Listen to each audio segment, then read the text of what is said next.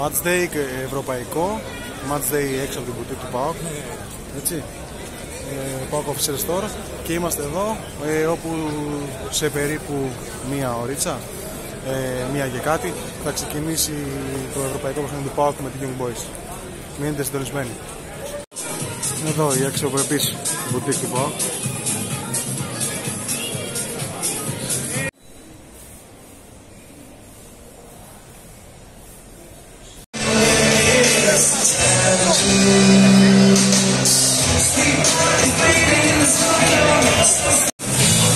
Εδώ βλέπετε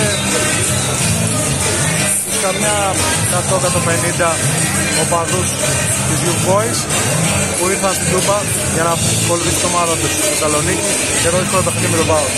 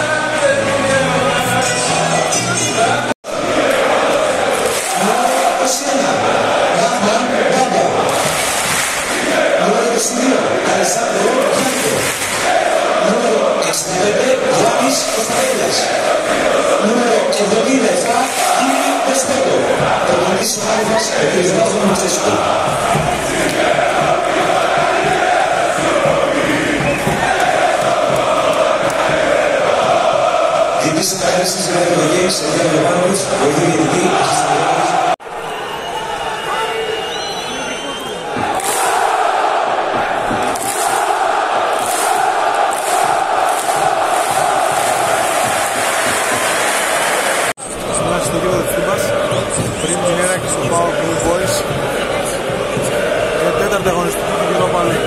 Βλέπετε τι ομάδες έχουν μπει, γεμάτο το γήπεδο, το πανό εδώ του 4, και από εκεί μερικοί οπαδοί.